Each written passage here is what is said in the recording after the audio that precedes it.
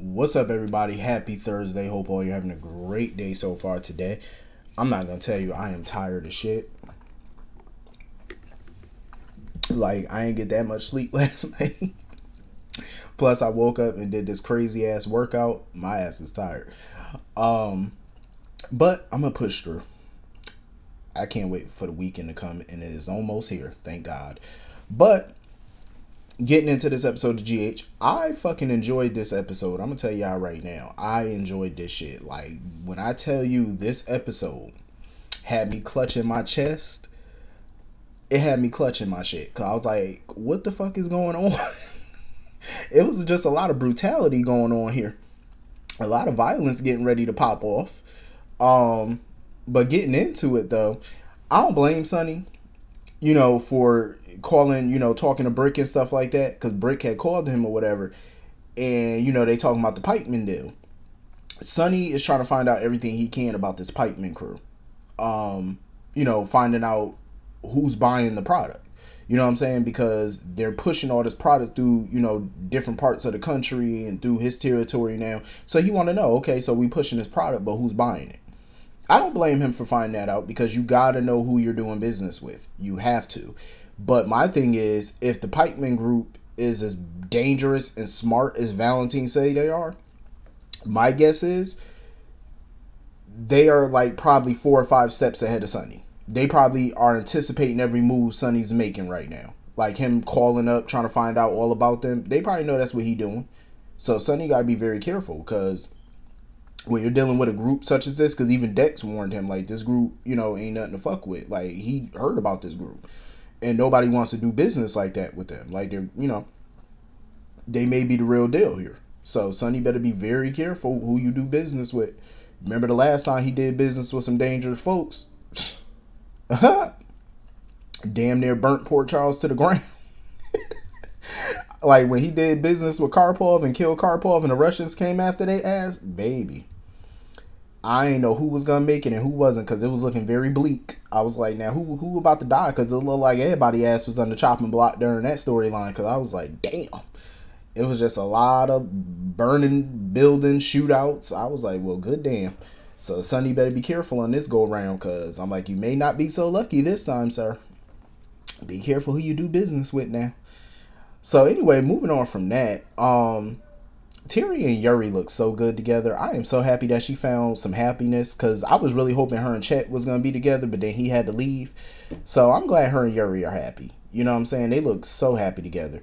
But they need to mind their business, though. I love them, but they need to mind theirs.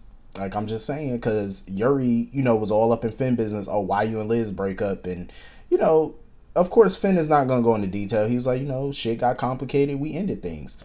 So, of course, Yuri was like, oh, y'all going to find y'all way back. Same shit Terry was trying to tell Liz.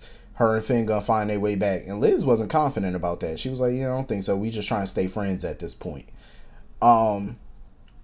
So, Finn asked Liz if she wanted to go, for a little nightcap, get a cup of coffee. She was like, yeah. I don't know. For me, I'm iffy on Finn and Liz. Like, I could see them together, but I don't know. Like, he got a boundaries problem. Finn really does have a boundaries problem. Like, he got that white knight complex. Like, how a woman tell you to stay out of something, like, just let them handle it. He'll say, he'll sit there and agree and be like, all right, cool. But then he'll go right back and do what you just asked him not to do. And I feel like that's a part of the complication that they have in their relationship. That's just one aspect of it. It's a lot of other things that complicate them, but that's just one major thing. Like, somebody tell you just, back off, let me handle it. Like, we all know Liz ain't no damsel in distress. That's what some of these dudes need to understand. Like, the women that they are with are not some damn prissy ass divas that can't handle themselves. Like, you are, excuse my French, but these men they gotta realize they are dating and married to or whatever to some badass women, to some bad bitches. You just need to just let them rock out. You know what I'm saying? Speaking of bad ones, Mac, I love Mac and Felicia. I really do. And I love their little Valentine's date night. And it sucked that it got cut short because he got to get to work and stuff. But she used to it. But they were talking about the whole, Heather Weber situation, her being transported and whatnot. because Mac was noticing that Felicia be getting out of bed all hours of the night, and he figured it had something to do with the Anna stuff, and she was like, I can't talk about that. But she was asking about the hook killer and stuff like that, and he felt like Ryan was the head of this thing, like Ryan had a hand in this, but they just can't prove it yet. So they're trying to transport Heather back to Darkham or whatever, and Felicia was like, "Oh, I want to go to Spring Ridge and talk to Ryan." Mac was like, no, no. He said, nope, that's not a good idea. It's too dangerous. See, that's my thing. I understand he want to protect his wife. I get it. He's the man. He wants to, protect his lady. He's the protector. That's what men do. But he got to realize too, this ain't Felicia's first battle with Ryan Chamberlain, and it probably will never be her last. Like, Ryan just keep on ticking. So she know what she doing. You know what I'm saying? Like, she not no damsel. Like I said, I respect the fact he want to protect his lady. I get it. You know what I'm saying? But she not no damsel. That's one thing Felicia's not. And even if you tell Felicia, no, don't do this or whatever, she gonna do it. You know what I'm saying? As soon as she made that phone call and was like, oh, I'm gonna be a little late or whatever, I knew what the hell she was about to do. I knew it had something to do with Ryan. I knew it. You know what I'm saying? She not gonna listen. And Matt should know that by now. Look who you married to. You think your wife gonna listen? She hard-headed. She hard-headed. And I love it though. You know what I'm saying? She find herself in some sticky situations, but baby, Felicia is a survivor. That's what she does. And I love that about her. So anyway, moving on from that. Maggie. Lord have mercy.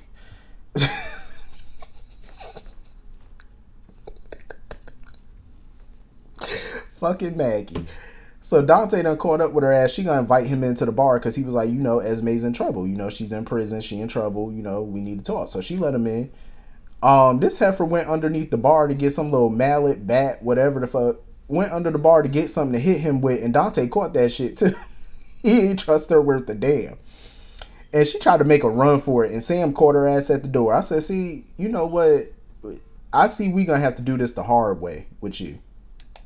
Because I'm just like, Miss Ma'am, are we really gonna have to do this the hard way? I was hoping that we could do this the easy way, and she was just telling them what they want to know. But it's like, you want to sit here and pull out bats and shit, thinking you about to hit somebody. Like, baby girl, don't get knocked to the ground, because they trying to be civil, but you pushing it. You are fucking pushing it, pulling out bats and shit like like you fucking play for the Red Sox or something. Like, baby girl, go sit down somewhere before you get jacked up.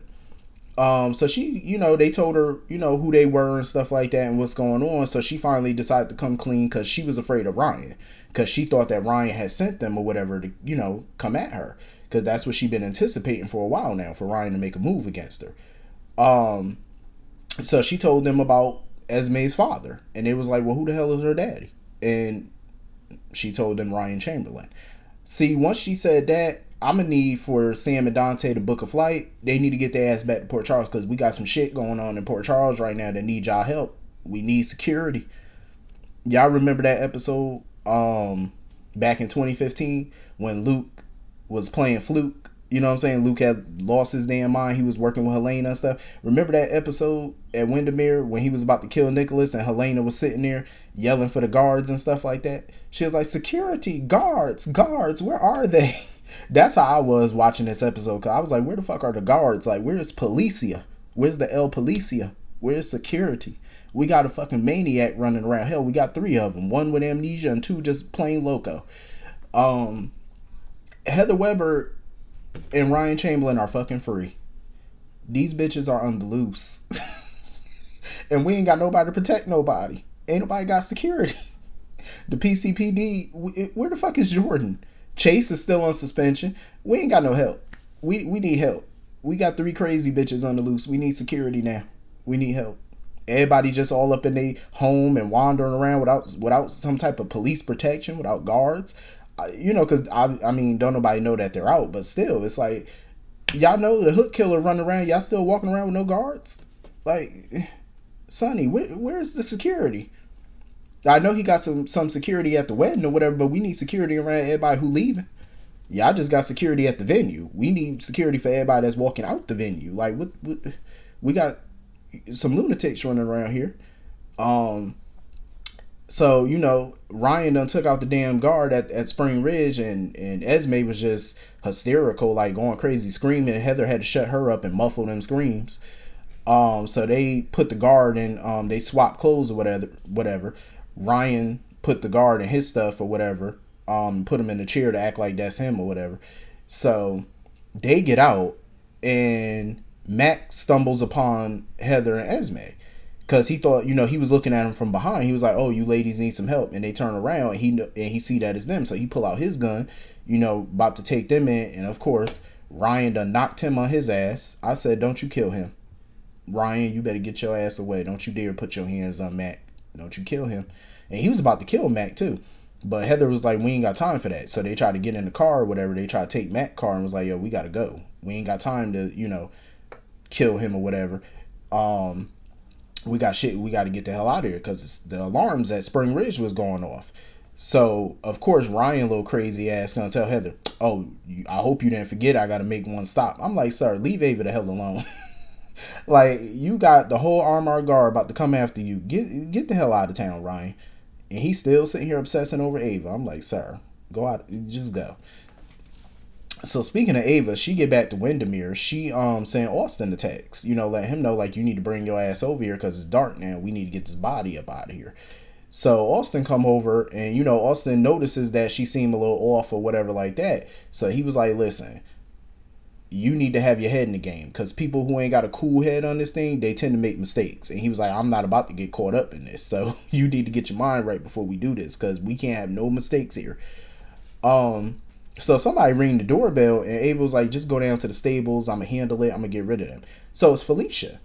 And I'm thinking Felicia was gonna go to Spring Ridge to go try to see Ryan or whatever, but she done popped up at Ava's house. So I'm like, "What the hell are you doing here?" So she came here, of course, to join forces with Ava. She feel like since they both have been the object of Ryan's obsession, they could use that to take him down. They join forces, to take Ryan down, double team on Ryan or whatever. So Ava was into it. Ava was like, "Cool, we could do that, but not tonight." Ava said, "I got other shit to do, like bury a body. So we gonna have to pick this up tomorrow." So she went to go open the door for Felicia. Fucking Ryan standing at the door. I'm like, where is the staff? Like, do y'all not get phone calls when people come to the island or something like that? They don't alert you? You remember how in Sonny house, anybody that comes to the front gate, Sonny gets a phone call at his office, at his desk, letting him know such and such is at the gate. That's what Ava need at Windermere. Like, you need bitches to let you know when a crazy motherfucker's at your door. You know what I'm saying? Like, you don't get no type of, like, y'all too rich for this. You live in a big ass castle, you got millions. You need better staff. I'm just saying, you need to just overhaul your staff and fire all them deadbeat bitches. Cause y'all not gonna get no check from me if you can't keep me safe. Now, if I die, how you gonna get paid? That's what Ava need to tell they ass. So if I die, if a psycho bitch kill me, how you getting your paycheck? How you getting paid? You gonna be out of a job if I die. So you might want to protect my ass here. Somebody come on the mainland, somebody come on the island, bitch, call me and let me know before they get to the front door so I can be prepared. Like, the hell is wrong with the staff? Good God. Like, what Toys R Us did they find them? Like, get some better staff in this bitch. Like, no, you ain't about to get me killed. And I was like, look at this bullshit here. Now, ain't this something? Ryan is standing in front of both of his obsessions. Ain't that some shit? Ain't that a coup? That's a huge tee-hee. Now I wonder how they're going to get out this mess. And remember, Austin's still there. So hopefully Austin can play a part in this and knock Ryan crazy ass out. But hopefully Felicia and Ava, they team up and just whoop his ass at this point. Because I'm like, both of y'all ain't no damsels in distress. So y'all need to just tag team and beat his ass and take him down that way. Get some women power up in here. Beat that ass. I'm just saying. Don't let him overtake you. So anyway, moving on from that. So everybody at the reception try and wonder and figure out what the hell going on with Trina, because they saw her attitude, and Tagger wasn't a fan of the attitude. Tagger was like, "Don't be talking to your mother like that." You know what I'm saying? He didn't like her. He did not like her tone. And Portia was like, "You know what? Let's go talk elsewhere." You know what I mean? She was like, she was gonna tell Curtis everything later. And Marshall and Taggart and Curtis was trying to, interrogate Spencer, trying to find out what's going on. Spencer was like, "Ain't much I could tell you other than, we went to Stella's and she wasn't sick, and, he could just only tell what he know." So they trying to figure out what the hell going on. And, Jocelyn saw Trina upset, asking Spencer what's going on. Spencer was like, well, shit, she upset about something, but it wasn't me this time. I said, I know that shit right, Spencer. Let them know. It wasn't your fault this time. You ain't do nothing wrong.